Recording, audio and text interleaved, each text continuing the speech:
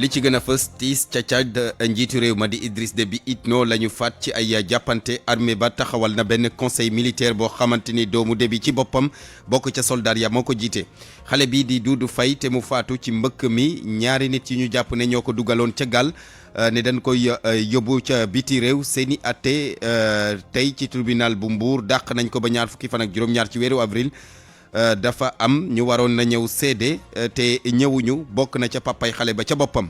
artistes ya ca Ndar am nañu lu leen metti lool gannaaw faat gi ñu faat seen ñooñ di Birahim Sibi ñu gënoon ko xam ci turu Mbida li ñu bëgg nag ñoom artistes ya ca Ndar moo di ñu ubbi ci enquête ba xam ki ko rey su ko defee ñu teg ci moom daan ya war ñàkki ñuy ñàkk nit ñi ngir xeex feebar bi di mbas ni ñetti fan a ngi nii xayma yi nga xamante ni ñoom ñooy tukkee ci ministère gi de la santé xayma yi muy joxe bés bu nekk daanaka dara soppeekuwul ca lim ba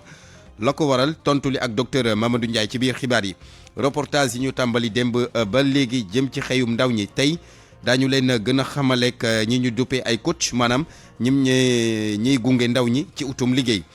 biti réew dañ ci ànd ak Georges Déthié Diop tàggat yaram Malal Diagne Junior yéeni kaay ak Alaaji Assane Gueye.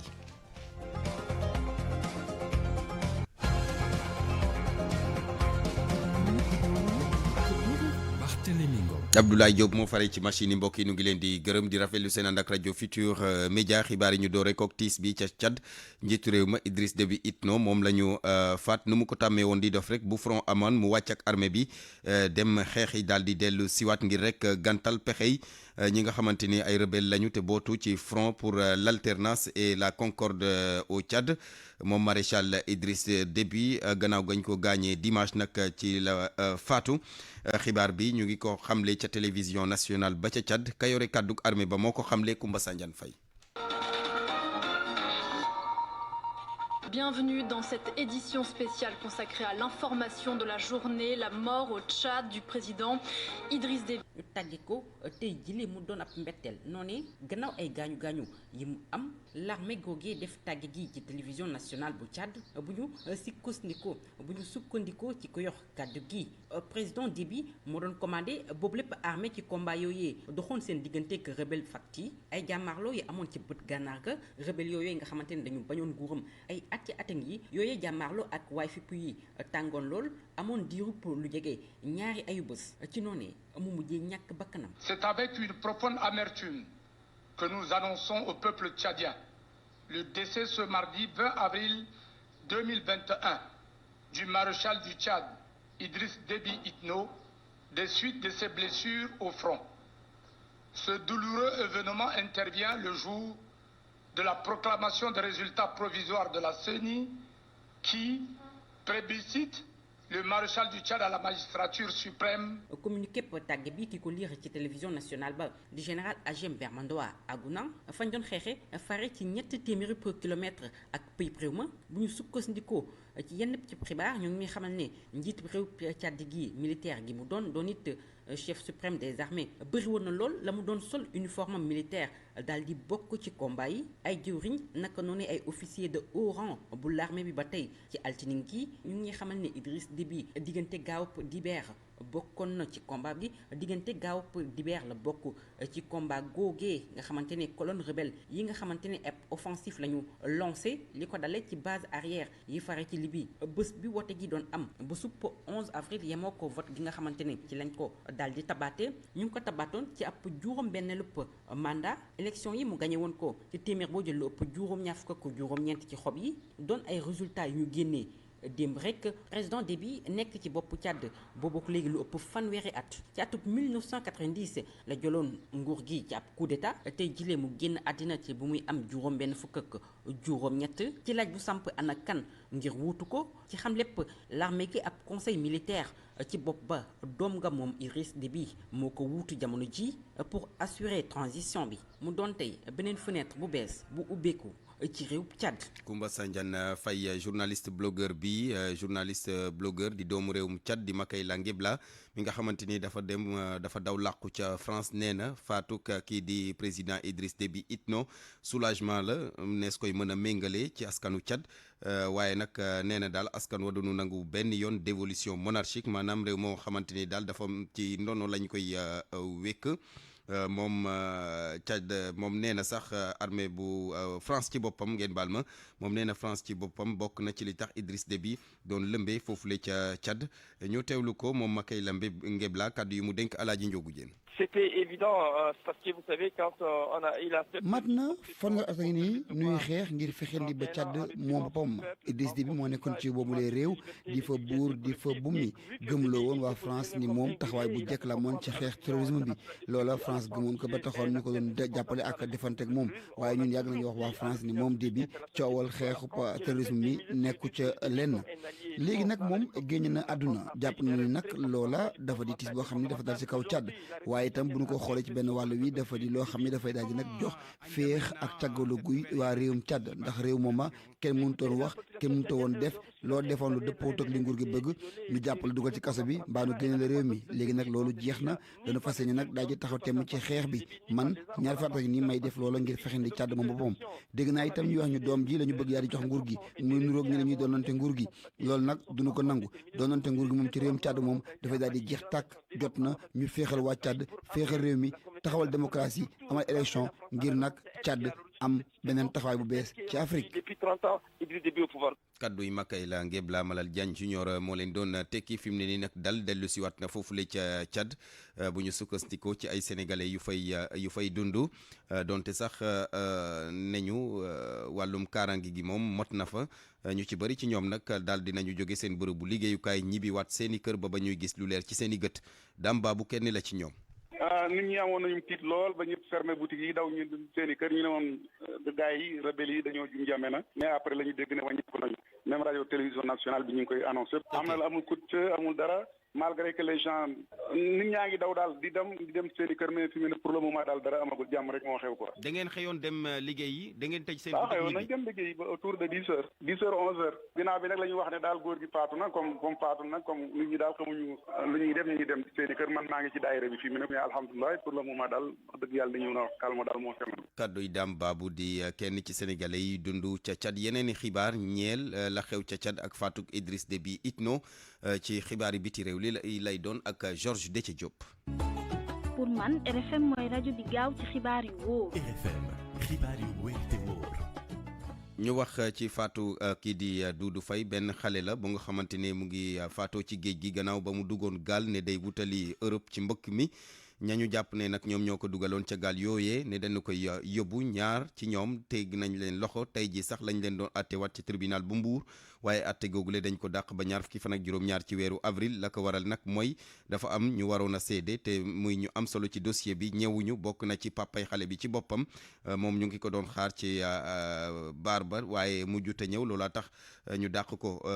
ñoom ñaar ñooñ ñu teye nag lañ leen di toppee moo di homicide involontaire ak trafic de migrants Rahman Diallo. lu ëpp téeméeri doomu aadama ñoo ñëwoon tey ci suba ci tribunal bu Mbour ndax nag dossier yi nga xam ni mu ngi yoon ci juge bi dafa bari yoon ci dossier yooyu sax ñu waroon àtte mbirum xale bi nga xam ne moom mooy Doudou ñàkkoon bakkanam ci géej gi ginnaaw bi nga xamee ni dafa bëggoon dem Espagne ñaar ñi nga xam ne dañu jàpp ni ñoom ñoo ko yóbbu ginnaaw bi ñu leen tegee loxo fukki fan a ngi nii ñaari minute rek lañ daal di def ci kanamu baar bi ndax nag seeni procès dañ ko dàq ba semaine bi ñu jëm maître Abdoulaye Tall mooy seen avocat. waaw dañ ko dàq parce que dañoo soxla ñetti nit yu teew te ñetti nit yooyu dafa am procédure bu fi njëkk a jàll ñoom lañ toppoon ñu gis ni procédure bi ñëw nii booy xool mooy jeexital ci procédure bu njëkk ba si ñoom liñ jàpp loolu moo tax ñu gis ne ñoo war a ñëw moo tax ñu tamit sàkku nañ sax pour ñoo ñu ñëw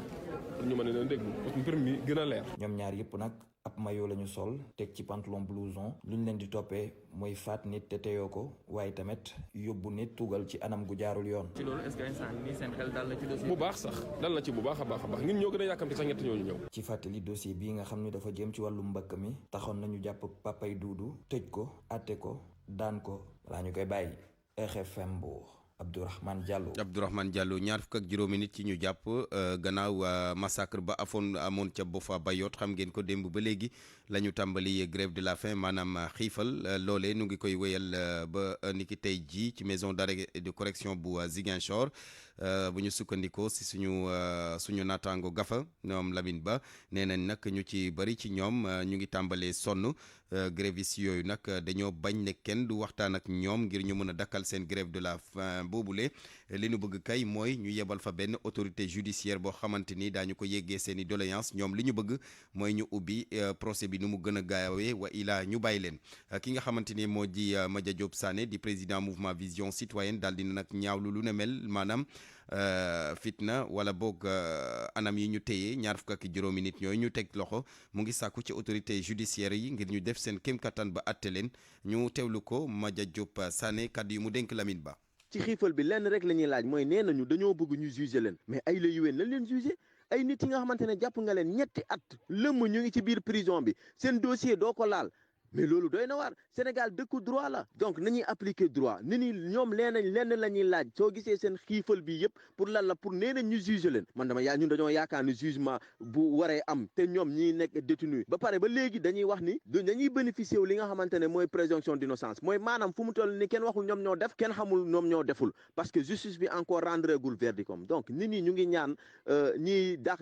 bu ñu mënee dàqal seen xiif bi ñu dàqal ko mais tamit ñu ngi ñaan état du Sénégal à travers la justice sénégalaise ñu def seen liggéey mooy lan ñu bàyyi di jàpp doomu jàmbur yi di leen tëj kaso di leen fa fàtte loolu du yoon te donc justice dafa war a ànd ak moral donc lu ñuy ñaan ñun mooy nii nga xamante ne ñu ngi ci prison bi ñetti at mu ngi nii seen famille kenn ak kenn mënuñoo toog ak seen famille mënuñoo toog ak kenn ñu ngi ñaan état du Sénégal mu wax justice om bi wala justice bi mu def liggéeyam justice om bi liggéey bi mooy lan mooy na juger ñii bu ñu defee mu daan leen bu ñu deful ñu bàyyi leen ñu ñibbi seen kër. Madia Diop Sané di président mouvement Vision Citoyenne artistes ya ca Ndar am nañu lu leen métti lool gannaaw faat gi ñu faat seen ñooñ di Birahim Sy bi ñu doon ko woowee Mbiba artiste bu siiw li ñu bëgg ci jamono ji ñoom artistes ya ca Ndar mooy ñu ubbi ci enquête na mu gën a gaawee ba xam ka ko rey su ko defee ñu teg ca moom daan yawar Mohamed Nabi Sila tiis wu metti doon loo xam ni ñoo ngi koy yëg bu baax a baax ci dëkk bi di Ndar gannaaw ba ñu faatee Birahim Sy Mbida artiste comédien bi lee nekkoon ku ñu ràññee woon bu baax ci dëkk bi lee xol bu jeex tàkk laa am laa àndal ak xol bu fees bu naqadi bu ànd ak aussi mer ñii waxtaan ak moom ci ngoon ñii waxtaan ak moom ci guddi ñu xëy ñu ne dee na bu ñu nee ñu dañu ko jam paaka suñu rakk la suñu doom la suñu xarit la léegi ñun affaire bi metti nañu jam ngay xool nit jam ka paaka. gannaaw ba ñu génnee ci kër ki nga xamee ni moo ñàkk bakkanam kàddu yu ñu mel jóge ci Zumba ak Babacar Faye di artiste metteur en scène ñoom ñu bëgg enquête bu leer naññ ngir teg loxo ñi jam paaka aji dawlu ji. li ñuy xaar ci police ci tribunal ak ñëpp. mooy que kii def lii ñu retrouver que nu mu gën a gaawee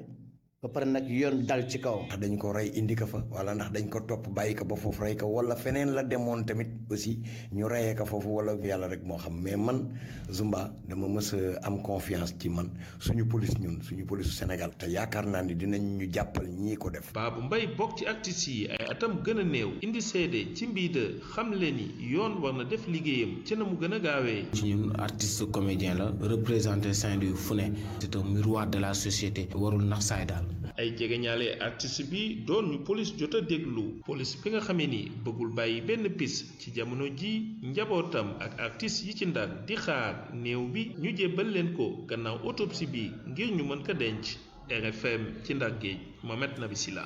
Nabi Sila mu ngoog artiste ya ca Ndar di sàkku ne na police def kem kattanam ba ñu leeral xam kan moo faat artiste bi ñu doon woowee Mbida te ñu gën ko xam ci turi Birahim Sy bi mbirum médicament yi nga xamante ne ñu ngi leen nangoo woon fii ci Patte d'Oie ñeenti nit ya ñu ca teg loxo retour de parquet la ñu am gannaaw la ñu amoon démb tey ñu war a delluwaat rek ca cave ba ñu nga fa sax di xaar dajeek juge d'instruction bi ñoom nag ñu ngi leen waa sûreté urbaine moo leen tegoon loxo ci semaine bi ñu ngi leen di toppee dundu nit ñi ñu def ko en danger maanaam mise en danger de la vie d'autrui ak it trafic international lu médicament ak yeneen ci mbir moomu le sax jàpp leen ne maître El Hadji Diouf bokk na ci avocat yi layal chinois yi ñu teg loxo moom avocat bu siiw boobule seetlu gi mooy loxom taq na ci dossier judiciaire yi nga xamante ne day bari coow donte sax moom ci boppam El Hadji Diouf nee na du buzz lay wut ni ko ñenn ñi ci foogee waaye am na ko xam-xamam màcc ci wàllum yoon nee na El Hadji Diouf daal dafa bëgg mbirum sensationnel ci lay gën a yëngu Binta Diallo. pour muy leer maître El Hadji Diouf wax ko nee na demul ci benn dossier ngir am buzz wala pour wut xaalis waaye itam ne dossier yi seen bopp ñooy ñëw ci moom ngir wut buzz xëj na te itam nee na dossier yu mag yépp nag faaw nag mbiru xaalis am ci Maître El Hadji Diouf. kóolute rek mooy dox digganteem ak avocat am bu boobaa nag ñu wax ba d'accord kon bu kenn ni El Hadji Diouf day wut buzz parce que du may jox sama bopp dossier du day wut xaalis ndax du ma wër daan mel ni ab prostituée di laaj xaalis kaay leen ma défendre leen déedéet nit ñi kay ñooy seet ñi leen neex muy El Hadji Diouf muy beneen avocat dénk leen seen bopp jox leen seen dossier ndax kóolute rek léegi nag dossier bu bëree coow mënuma ci dara dossier bi bu dee dossier bu rëy la mënuma ci dara du man rek may am dossier yu am coow wala dossier yu rëy loolu mbiri yàlla la. dossier yi nga xamante ne yépp mi ngi ci wàllu pénal ci gis-gisu docteur Daouda Ndiaye di juriste nee na journaliste yi moom la ñuy gën di couvrir moo tax nag avocat yi ca ne yépp ñu leen di gën a xam ci presse bi mi ngi fàttali nag moom docteur Daouda Ndiaye ne El Hadji Diouf député la woon te itam nekk chef de parti. El Hadji li tax mu siiw mooy chef de parti la woon nekkoon na député jóge fa aussi nekkatul député. njariñam aussi bokk na ci en tant que homme politique mu gën a présent pour ne pas se faire oublier parce que n'oublions pas qu'on a plus de 300 partis politiques donc nit la koo xam ne vraiment moom mu ngi ci rôle avocat am parce que le rôle de avocat moom wareefam mooy défendre nit ki da ngay gis ku rey nit duñ ko mën a gedd ndax loi bi moo teg ne obligatoirement il faut avocat assister ko kon nit la koo xam ne man de vraiment gis naa ne donte le mu ngi bokk ci Benno Bokk Yaakaar dina jël ay matuwaayam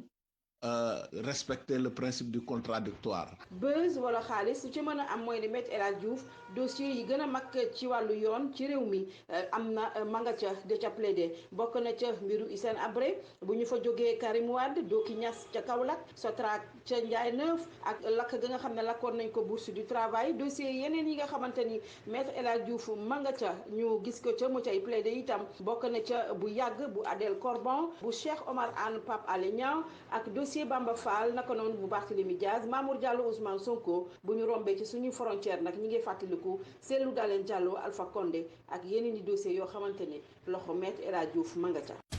RFM rajo askan wi.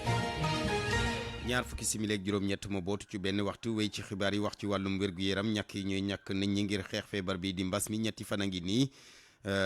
xayma yi tukkee ci ministère de la santé lim ba daal soppeekuwul benn yoon ci ñi nga xamante ne ñoom ñoo jot a ñàkku lu ko waral docteur Mamadou Ndiaye yore kàdduk ministère bi am na lu mu ca wax ne na week-end bi ci la ak it système informatique bi nga xamante ni yenn saa ci la ñu war a collecté lii di données yi wax na it wàllum koor gi ñu teewlu ko ak Awa Mbaye. du question jafe-jafe dafa fekk rek xam nga ñu ngi jóge ci weekend mooy maanaam samedi dimanche li ñuy faral di ñàkk du bëre yàlla dafa def tamit que xam nga aussi dugg nañu ci weeru koor gi am na ñoo xam ne aussi pour ñoom weeru koor duñ ci ñàkk loolu tamit ci la bokk am na aussi que vaccin yi bëreetul li ñu dese ci vaccin taxu koo bëre région yi doon ëpp li ñu ñàkkee mooy Ndakaaru ak Thiès ñoom fu ñu toll nii dañoo bëreetul li ñuy ñàkk parce que ñàkk moo ci amatul ñàkk yi ci bëre ñu ngi ci yeneen région yi ñun ci suñu wàllu bopp ñoo ko waroon a def redéploiement maanaam ñu vaccin yi am yu ñuy jëli ci yenn région yi dugalaat ko ci yeneen région bi nga xam ne dafa xaw a ëpp tane fu beneen région bi da koy jox yeneen vaccin donc vaccin yi bu demee ba mu des tuuti ci loolu lañ toll moo tax affaire bi demee noonu te fekk tamit plateforme mooy maanaam fi ñuy nattee données yi suñu paree ba pare dañ koy dugal ci suñu machine yi suñu plateforme di ko saytu plateforme bi tamit dañoo ne ñu maintenir ko ñu commencé def ci maintenance am ñu ci dugal ay données jag-jagalaat ko parce que ñu ngi xaar yeneen vaccin te war nañu dugal vaccin bépp vaccin bu war a dugg ci plateforme bi rek dañ cee war a paramétrer dès maintenant nga xam ne dootuñu laalaat plateforme bi lu ñëw rek bu njëkk ba bi ci njalbeen ba ñaari vaccin rek Sinopharm ak AstraZeneca ñoo ci nekkoon mais ñun il faut ñu dugal ci vaccin yi Sénégal war a mun a am yëpp. docteur Mamadou Ndiaye yore kàdduk ministère gi ngàlloo wàllum paj fii ci Sénégal ñu yegg si nag ci xayma bu bees bi ñeel feebar bi di mbas mi fukk ak juróomi cas yu bees rek la ñu am ci juróom-ñeenti téeméer ak fukk ak benn test yi nga xamante ni def nañu ko juróom-ñaar yi ay cas contact lañu juróom-ñett ya di ay cas communautaire waaye nag démb amul woon kenn ku ñàkk bakkanam tey am na ñeenti nit yu ñàkk seen bakkan ci feebar bi di mbas mi cas grave yi it yokku na 14 la woon démb tey ña nga ca 17. ñi nga xamante ni ñoom ñooy liggéey ci centre de traitement yu nekk ci hôpital principal bu Ndakaaru ñoom nag dañoo toog juróomi weer yoo nga xamante ni daal jotuñu seen prime de motivation muy lu leen métti looloo taxoon tey ñu xëyee ab toogaanub ñaxtu sitin ci kanamu hôpital ba ca boppam ne daal boo moytuwul file ki fan daañu dox jëm ca palais présidentiel àpp nañ ko sax ba daal di gantal lii di système bi ci boppam Salimata Aw. taskatu xibaar yi ñu tere leen ñu dugg ci biir hôpital principal bu Ndakaaru.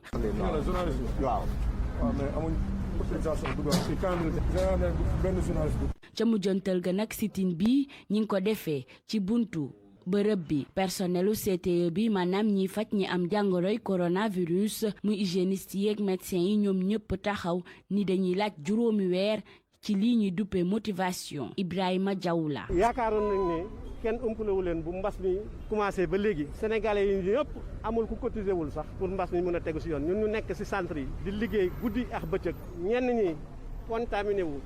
ñenn ñi am ñu si wàññeeku am ñu contaminé seen yaay yi am ñu contaminé seen papa yi ñu ñuy dawloo première vague bi nii la woon ñu dawloo ñu ba suñu borom xëy na moo dogal rek deuxième vague bi am ñu doog ñu fay mais depuis le 22 décembre ñu ngi centre yi ba léegi fay ñu suñu xaalis. ab marché sax dàquñu ko ba ca pale ba ngir laaj liñ leen yoreel Aliou Ndaw waxee nu ni mel. du loo xamante ni bi ñoom dañu ko war a may suñ ñàkk la donte na bëriwul ñun ñoo ko liggéey. pare nañ pour def marche vers le palais pare nañ pour def yeneen point de presse pare nañ pour def ay sitting pare nañ pour banque suñuy loxo bañ fay ñu suñuy koppar. personnel bi nag di xamle ni li leen gën a metti mooy jëriñ gi ñu dénk wàllu wér-gu-yaram ak direction hôpital ba ku si nekk day sànni yëf yi sa morom ni yaa ko war a joxe loolay tax nag ba yëf yi gën a doy waar. nee na hôpital yi ñoo war a fay direction hôpital nee na ministère de la santé moo war a fay te lettre ñoom bu ñu jot defuñu si ne nañu fay ñi nga xam ne ñoo nekk ci centre de traitement yi léegi ñun lu ñu bëggoon depuis si suba. ñu ngi ñuy xoqatal gis ngeen ko ñu ngi wax ni gendarme mi ngi ñuy xoqatal lii du ñu tere wax sunu soxla. ñu woo ko téléphone directeur hôpital principal bu Ndakaaru nag buggul yéey yàbbi ci mbir mi le. Salimata Aw am na nag directeur bu ci wax mu di directeur des établissements de santé moom nee na ñi centre traitement bu principal bi am na ñaari weer yoo nga xamante ni dañu ko tëjoon teewul ministère bi def na la ko waroon. jàpp leen ne nag général Mamadou Thierno Dieng sax daal dina dëggal lu ne mel kii di docteur Ousmane Dia di directeur des établissements de santé kaddu yi mu dénk Salimata Aw ñu teewlu. principal lu tax dina ma neex ma ciy wax parce que kilifa bi ci boppam daf ma woo muy le général Mame Thierno maa ngi koy mu ne ma léegi ñun naka la ñuy def ba ma ko expliqué mu ne ma dinaa la boole suma staff mooy ki yore administration kooku nag ba ñu waxtaanee dama ko ne yéen seen sant tëj nañ ko ñaari weer parce que bi mu demee ba mbas bi xaw a wàcc bu baax dafa am sant yoo xam ne ci ndigalu kilifa bi ak directeur général dañu leen tëj am yoo xam ne dañu leen bàyyi ne leen yéen ay continuer te ñett dañ fi bàyyi woon Sénégal pour ñu continuer léegi ñoom ñaari weer yi ñuy wax yoroolu ñu leen ko ñun lu ñu leen yore loon mooy ñetti weer yi ci janvier février ndaxte décembre yi fayoon nañ ko ba mu mot sëkk waaye bi ñu demee ba nga xam ne viré nañ leen xaalis parce que yaakaar naa ne 50 millions ñoom bi ñu xoolee les 50 millions yi mënul couvrir ñetti weer pour agent yëpp ñoom dañu décidé ne ñaari weer la ñuy fay agent yi xaar ba xaalis bi duggaat ñu fay yeneen ñaari weer donc fu ma nekk ni mun naa la wax ne principal de xanaa problème bu ñu yóbbul waaye la fa am yëpp ci contrôle directeur bi maa ngi koy wax mooy fay nañ ko te am naa yaakaar ne lépp dana jaaraat docteur Ousmane Dia di directeur des établissements de santé ñu wax ci leneen ñeel njàng mi ak coowal bourse yi nga xamante ni ba tey ñu ngi koy nemmeeku ci université yi yu nekk fii ci mim réew di Sénégal yu public yi rawatina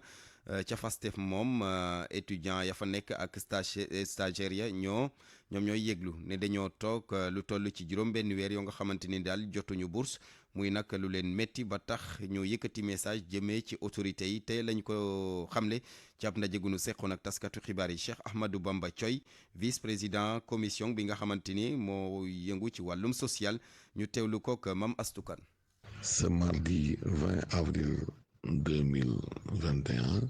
correspondant au 7e jour du mois de Ramadan, le programme au niveau de Massalikul Jinaan va débuter à 14h30 par la traduction du célèbre livre.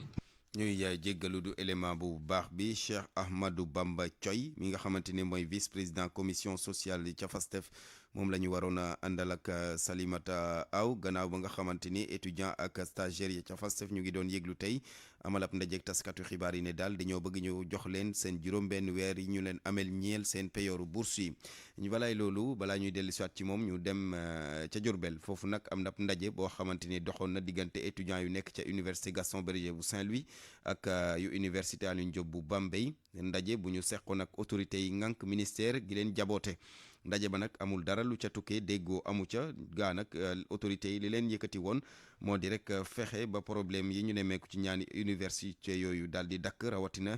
ci organisation master yi ci université publique yi waaye étudiants yi daal lañ leen wax mënut dugg si seen i nopp ba tax na ñu daal di génne ab bataaxal Babacar Diouf daal di na ko lire pour RFM. coordination étudiant bu Bambey ak yu Saint-Louis ñoom ñoo dàqandoo li nga xam ne moom le ministère de l'enseignement supérieur jël jëmale ko ci li ñuy organiser master yi ci université publique yi ñoom de nee nañ lii di dogal yi dañ koo jël te kenn laaju leen ci seen xalaat yëgaluñ leen ko benn yoon dañoo xëy rek ne ko bàcc ci seeni kanam loolu sax tax na ci communiqué bi nga xam ne moom la ñuy yónnee ñuy ñaawlu doxalinu ministère de l'enseignement supérieur nee nañ moom de ay recteuram rek lay waxal boolewu ci keneen koo xam ne ni mu ngi yëngatu ci université yi loolu sax tax na ñu foog ne ministre de l'enseignement supérieur tegu leen fenn da leen jàppe ñoo xam ne ni dafa war di dogal rek ñuy def beneen mbir moo xam ne ni jaaxal na étudiants yi nga xam ne ñoo nekk Saint-Louis ak Bambey ci master yi dañ cee gis ne ministre de l'enseignement supérieur daf ko bëgg a wàññi bu baax a baax du ñëpp la nar a jox li nga xamante ni moo di bourse bi ñoom nag nee nañ loolu duñ ko nangu tey duñ ko nangu ëllëg ci communiqué bi loolu nag tax na étudiants yi ne bëgguñoo gis benn xàjj ak seen ci li nga xamante ne mooy joxe bourse yi ci étudiants yi def master nañ ko jox képp koo xam ne ni yelloo na ko loolu nag tax na étudiants yi nga xam ne ñoo nekk ci diwaanu Bambey ak Saint-Louis ne ministre bi bu mu am benn xàjj ak seen boo xam ne ni daf ko nar a indi ci joxe bourse yi nga xam ne ñooy étudiants yi ñu sélectionné pour ñu def master ñoom ñu ngi ñaan ñu tàmbali li nga xam ne moo di sélection bi te cours yi tàmbali ci lu amul ab Bambey RFM Babacar Diouf. Babacar Diouf jërëjëf ci kanam ñu dalal Georges Déthié Diop. RFM bitim réew. Georges nu ngi lay nuyu. maa ngi lay fay Barthélémy. mu mel ni nag xibaar bi benn la génn àdduna Idriss Déby Itno njiitu réew bu Tchad. mu ngi génn àdduna bi mu amee juróom benn fukki at ak juróom ñett Idriss Déby eggoon ci pouvoir bi atub 1990 jaarale ko ci ab coup d'état weeruk août gi ñu weesu rek lañ ko def maréchal Déby fan yi rek lañ ko falaat ngir ab mandat maanaam juróom benneeli mandat ci suffrage yi nga xamante ne exprimé nañ ko ci ñi nga xamante ne ñoo di commission électorale bi xamle ko ñu ne téeméer boo jël mu ngi am juróom-ñaar fukki xob ak juróom-ñeent yi toftal as tuuta ci réaction yi benn réaction kenn ki bokkee ca ku jéega foofu ca Tchad di coordonnateur bu mouvement citoyen projet pour une alternance crédible au Tchad Abdelkerim Yacoub lay wuyoo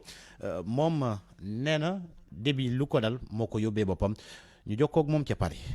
Nous prenons acte de ce décès et lii yëpp ñun waxoon nañ ko jéemoon nañ ko dawal ndax boobu ba léegi ñoo ngi waxtaan ak moom di dugg di génn ngir fexeendi ba moom Idriss Déby mu joxe ko na nguur gi waaye dafa lankoon ndaare dëgër bopp lankoon ndaare ni du bàyyi lankoon ndaare ni du jóge ci bopp nguur gi moo tax tey jii lii ko dal ñu ngi koy naqarlu waaye mënoon na ko moytandiku léegi nag waxoon nañ ko itam tijjul ko bunt boo xam ne des ci mën a jaar ngir daal di joxe nguur gi joxe ko ci joxin woo xam ne wu sell lay doon ñu organiser ay woote ku raw jël nguur gi ñu daal di kon falab civil ci bopp dëkk bii di Tchad waaye loolu lépp amul bon lii nga xam ne moo fi xew daal moom Idriss Déby mën a si jàpp na ni moo ko teg boppam léegi nag dégg naa ña mu nekkaloon ña ngay daal di kon amali ndaje di wax ñu dañoo bëgg a tegaat ci bopp nguur ga doomam loola moom xel xalaate su ko du mën a ne faw mu leer seen bopp ñoom leer ci bopp waa communauté internationale bi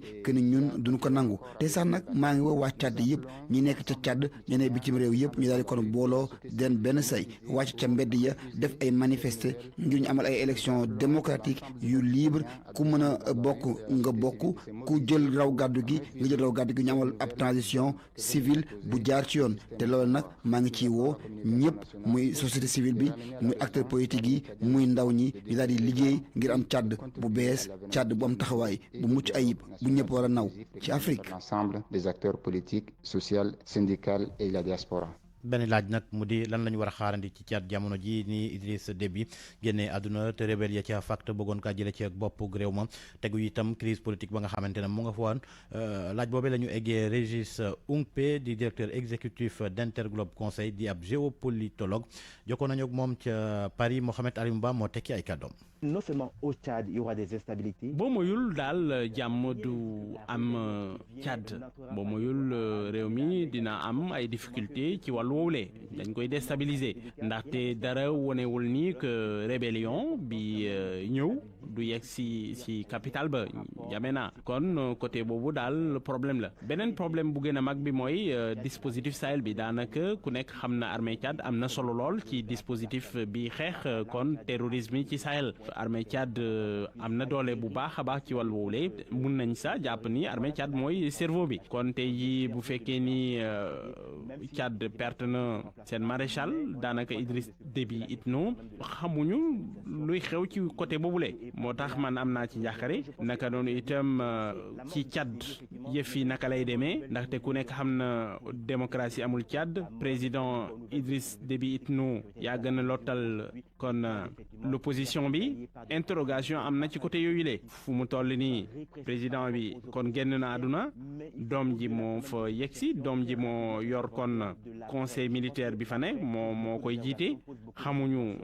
daal yëfi naka lay demee kon ñu ngi xaar daal fu mu toll nii carte yi leerul. Extrêmement attentif parce que les jours qui viennent sont très incertains. pàcc bu mujj bi ñu jégleel génnug àdduna Idriss Déby moo di xeexum terrorisme bi ci Sahel moom Idriss Déby soobu woon na ci bu baax Tchad sax bokk na G5 Sahel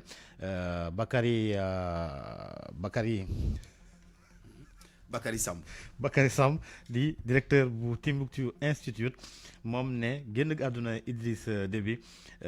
ab risque la ci Sahel. ku ne xam ni réew moomu moo taxoon ba li am Libye mënul déborder ñëw ci suñu réew yi ak réew yi Sahel yi benn bi mooy aussi Tchad dafa nekkoon réew mu am solo moo xam ni moo taxoon ba li am Centrafrique mënul déborder ñëw vers l'Afrique de l'Ouest donc boo boolee ñaar yooyu ak instabilité bi nar a am ku ne xam na ni xeet bi nga xam mooy Zagawa ci la bokkoon te mu yoroon réew ma lu ëpp tey fanweeri at ginnaaw loolu seen taxawaay ci xeex ak terrorisme ci fi nga xam ni mooy région du Sahel mais aussi rawatina fi nga xam ni mooy Liptako Gourma mooy région bi nga xam ni moo taxale Mali Burkina ak Niger ci taxawaay ba fa amoon ci jamono joo xam ni France mi ngi jéem a xool nan lay randoo tuuti ndax ku ne xam na ni Emmanuel Macron bu élection française yi gënee jige si dafay désengagé wu ci Sahel bi ndax problème yi nga xam ne am na ko aussi bien mooy critiques yi am au sein de la classe politique française mais aussi critiques yi am dans la région du Sahel kon Tchad nekkoon réew muy jëmmal loolu ci suñu wàllu réew ku ne xam na ni sommet bi amoon N'Djamena ci lañ njëkk a woo Sénégal mu participer ci mu nekkoon loo xam ni doon na may Sénégal mu am collaboration ak G5 Sahel ci jamono boo xam ni li am Mali mi ngi law di dem ci réew yi dend ak moom yëpp donc loolu dafa indi situation bu bees boo xam ni war na indiaat xalaataat nan la sécurité bi ak géopolitique di demee ci réewu Sahel yi ci fan yi ñu jëm. waxtu bi lañ koy jeexale moo di mbirum George Floyd ci États-Unis ñu ngi xaarandi verdict bi ci procès bu Derek Chauvin bi nga xamante ne moo di policier woowee nga xamante ne moo ko faatoon bi mu koy jàpp teg omam gi ci baat bi ba noonu lay ñàkkee bakkanam kon nag verdict bi ñu ngi koy xaarandi ndax jury bi retiré wu na pour xool ban mooy responsabilité wu Derek Chauvin ci génnug àdduna George Floyd. jërëjëf Georges Déthié Diop. RFM Sport. George ak George moom daanaka benn la malal. waaw George ak George de soriantoo ñoom ñaar ñooñu daal. ñoo bokk seeni jeu. tabarkal. nuyu nañ la malal. noo ngi laa fay alaji. acca tàggat yaram ñu tàmbali ko wàllu brique bi soxna yi ci yëngu nee nañ daal bëgg nañu jox leen jumtuwaay yawar su ko defee la war yëpp ñoom it ngir ñu gën ko mën a ñoŋal ñu mën ko def. ndax danoo bëgg dem ca compétition africaine goo xam ne rugby à 15 la maanaam fukk ak juróomi jigéen ñoo caa nekk. nee na nag loola ñoom sóobu nañ ci ndax ci weeru juin lañu ko jàpp ci Tunisie la ñu yaakaar ni dana xewee foofa waaye faw nu tàggatu fii waajal sa bopp bu baax a baax te dafa laaj ay jumtukaay loolu la moo tax ba ñoo xëyoon tey ji ba ñëw seet suñu fii ci rajo Futurs Médias waxtaan ak ñun ngir nu jàppale leen ca loola ba ñëpp yëg ko tey itam ku ko dégg def sa loxo moom Anna Michel Prudence Mendy suwees la ci équipe bi lii la wax. Sénégal dañ daan compétir lu dul si rugby boo xamante ne juróom-ñaar la léegi tey dañu jàll si rugby à 15 dafa laaj plus de nit jigéen ñi koy jouer dafa laaj ñu yokk infrastructure yo dafa laaj ndimbal gu bari parce que nekkatul 14 personnes en fait ñoo nekk si biir terrain bi mais day nekk plus de 30 personnes ñoo nekk si biir terrain bi du coup foog ñu am ndimbal bu doy ak infrastructure yoo xamante ne ñoo ñu mën a jàppale ci loolu parce que ñun chaque fois si li ñuy njëkk a xool mooy sécurité joueurs yi sécurité ñi nekk si biir terrain bi parce que suñu amul infrastructure donc il faut que du ñu mën jël matuwaay yu war pour ñu mën leen accompagner ci loolu parce que déjà rugby Afrique dafa nekk di def benn jéego boo xamante ne ñun tamit dañ soo jël initiative bu nekk bu rëy pour ñun parce que dañ daan compétir que sur 17 léegi ñoom ñu def ni que mën nañ ñoo organiser 15 ñun am nañ joueuses yi nga xamante ne ñoo ko mën a jouer parce que déjà on joué sur 17 léegi en fait ñoo xamante ne en fait dañ doon jouer mais seen masse moo leen permettre lu woon en fait ñu nekk di jouer 7 bi ñu amee occasion dañ koo shipper parce que mën nañ koo def am nañ joueuses yu ko mën te am nañ joueurs yoo xam ne bu ñu leen tegee fii rek mën nañ romb foo xamante ne ñoom seen suñu njortu nekkoon na fa du coup en fait li ñu manqué juste mooy ku ñu jàppale chef d'entreprise yi képp ku ci nekk ku ci mën def loo xam rek ngir yàlla rasul mu jàppale ñu ko saa ñu mën a dem fi ñu foogewul woon ëllëg mën nañ faa toll ndax am nañu kàttan bi am nañ mën-mën te am nañ jom bi. ma ngoog Malal ñu wax ci Jaraaf Jaraaf dafay football suba ci stade Lat Dior bu Thiès. ak équipe tunisienne bi di Espérance kon espoir boobu la ñun dañu war a laale nag te suba mu jëm si juróomeelu journée phase de poule coupe de la confédération waa Jaraaf yooyu nag ñooy dalal xew bi yoon te ñoom ñu jotagum seen poule di war a jouer sa stade Lat Dior bu Thiès. leneen itam des ko waxtaanee mu yeesalaat taxawaayu entraîneur si bopp équipe nationale yi Sénégal yi Aliou Cissé mooy wëy di yore équipe nationale A bu Sénégal waaye gars yi ne dinañu ko gën a may bët ngir gën ko mën a dooleel ci wàllum yëf yi ba mu doxal nu mu ko war a doxalee. leneen it muy Joseph Koto dellu siwaat léegi dañ ko daal di jox sélection U20 ak local Malick Daaf dafa des ca U20 ya Serigne Saliou Dia moom lañu daal di dénk léegi sélection U17 yi ngir muy doxal jigéen ña nee na ba léegi maam Moussa Cissé ba nekk ca Thiès nekk directeur ba fa mooy wéy di leen tàggat. acca ñu wax ci wàllum làmb ji ndaw ñi nag dafa mel ni dañoo song mag ñi fi mu ne nii. loolu lay nuru ndax nee na mbër mu mag moo gis mbër mu ndaw moo ko yóbbu retraite loola moo tax Ama Baldé ñoom Boy Niang ñoom ak kenn rëg-rëg daal di kon dëkk ponkal yi fi ne di Lac de Guiers numéro 2 di Balla Gaye numéro 2 Modou Lo ak Bombardier. loolu nag Omar Diagne gisee ne ni mbir la moo xam ne mën a tax làmb ji sàjj te bu sàjjee mbégte dong laa jur ci amateur yi ndaxte yooyu tàkkusaan du war a su koo gën a neex Omar Diagne la noo déglu. gis nañu Ama Baldé bu daaw tëgal nañ combat moom ak Modou Lo après Balla Gaye ñëw ba war a bëri ak Boy Niang donc war na tey làmb ji day am benn ubbeeku ouverture boobu tey day permettre VIP bi nga xam ne nekk nañ fi au nombre de 7 voire à 8 di bëri entre ñoom day permettre day xale yi gagner seen chance pour mën a ñëw à la compétition qu'il faut mais pour Boy Niang li ma ci mën a wax rek mooy combat bi mu jël moom ak Balla Gaye donc war na mën a am xalaat ne am na combat bu nekk ci kanam moom ak Tapha Tine tey bu ko tene Tapha Tine da ko daan donc je crois que dina nekk source de pression ak moom pour mu dem affronter ci Balla Gaye donc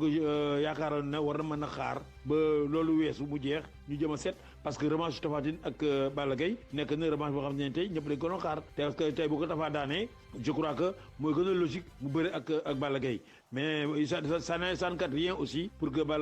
Boy Niang jël ñaari combat comme am nañu habitude di ko def donc day nekk source boo xam ne nii tey mën na nekk opportunité pour moom mën na nekk aussi avantage pour moom ci kaw mu nga xam ne nii mën na ko dooleel ci kaw mu ci ay préparation mën na nekk inconvénient parce que mu nekk benn charge boo xam ne nii il est en face de 2 combats 2 géants donc ñoo xam ne nii tey ku mel ne Balla Gaye du ko yu naataaloo ko di ko lam-laamee parce que nekk na ci parmi les ténors mbër boo xam ne nii tey bu dee côte rek defe naa ne moo ci ëpp côte Ama Baldé nag am na ci avantage parce que tey aujourd'hui bu daanee Modou Lo mën na nekk roi des arènes donc possible lu muy ut donc mën na ko ci am donc mooy sax loo xam ne nii pression du ci ëpp mais Modou Lo aussi nekk na loo xam ne nii du caaxaana ay combat il prend très au sérieux ses combats donc ñoom ñaar ñëpp combat yi ñu am nañ jàpp ne ay combat de valeur la. tabarkalla Alaaji Barthélemy. woy wa daanu. yàgg na de tabarkalla. acca jërëjëf ñu ngi lay gërëm Malal. ok. RFM rajo askan wi. ñu yegg si nag ci reportage bi nga xamante ni daal série lañ ci def li tàmbali ko tey fas ko yéene wéyal ba alxames ndax xam ngeen ne ci la ñuy amal conseil présidentiel ñeel xëyum ndaw ñi. boobaa léegi nag démb ñu soobu ci série reportage ñeel wàllu woowule tey dañu leen di gën a xamaleeg ñii ñuy woowee ay coach ay nit lañu yoo xamante ni dañoo amee formation di gunge xale yi ci wutum xëy nan la ñuy def ak fu ñuy jaar ba am li nu bëgg ci wàllum xëy mi ñu ànd ceeg Mouhamed Alimou Ba. ñoom nag ay coach professionnel lañ daanaka ay nit ñoo xamante ni dañuy former jeunes yi ñu mën a am ay projet jàppal leen ba projet yu taxaw su ko defee ñu am emploi ñooñu nag ñu leen di woowee ay coach seen lim ëpp téeméer nit Tamba Danfakha bokk ci coach yooyu le c'est-à-dire que coaching dafa laaj d'abord première chose nga déglu xam lan mooy soxla ñii ñëw ci yow nga déglu leen ça c'est la première chose l'écoute ñaareel bi nga mun a leen leeral seeni jafe-jafe yi ñu gis parce que léeg-léeg nit yi dañuy am jafe-jafe léeg-léeg nit ki mën la wax ne dama bëgg a def lii waaye dañ ma ci liggéey waaw xam nga loolu sa rôle en tant que coach mooy xamal ko ne du problème kenn liggéeyu la amul cat amul dara li ci nekk lii la nga won ko yoon bi leeral ko moom mu xam la fan la war a teg tànkam. ngir jàppale kon xale yi ñu mën a entreprendre coach yooyu lu am importance la waaye ndax Sénégal dina leen dugal ci programme yi mu am ngir wàññi chômage bi Tamba Danfakha ne déet. joxuñu coach yi seeni place joxuñu ñi nga xam ne ñoom ñoo mën a wax ak xale yi seeni place dañuy jël toujours ay di ko politiquer da ngay gis exemple bi jaar rek mooy Pape Amadou Sarr instant bi kenn mooy ko jam ndax dafa bëgg a voilà DER moom lu mu bëgg a def dafa yaakaar ne président lu mu ko waxee rek noonu la ko war a defee maanaam essayer jëm bon waxuma lu muy def yëpp baax na waaye essayer jëm def loo xam ne yamale sénégalais yi mais ñi nga xam ne ñoom ñoo nekk ci nguur gi bëgguñu loolu lu ñu bëgg rek mooy lu am ci réew mi na jaar ci ñoom. waaye nag kan mooy coach ndax foog nga jaar l'école ngir ñu former la nga mën a kon def liggéey boobule bu ñu sukkandikoo ci Tamba Danfakha école boobu amul la nu mantamel ñoom lu ñu bëgg mooy nguur gi dugal leen ci programme emploi jeunes yi su ko defee ñu mën a jàppale xale yi ñu mën a kon am projet yu baax am surtout confiance ci ñoom ndax ñàkk confiance ci lu bëri mooy sonal ñi bëri bu ñuy entreprendre ay projet. Savon de Marseille créole seen gamme Opalia ak Kabirex ñoo leen di may li ci yéenekaay yi. ñu ànd ak Alaaji Assane Gueye.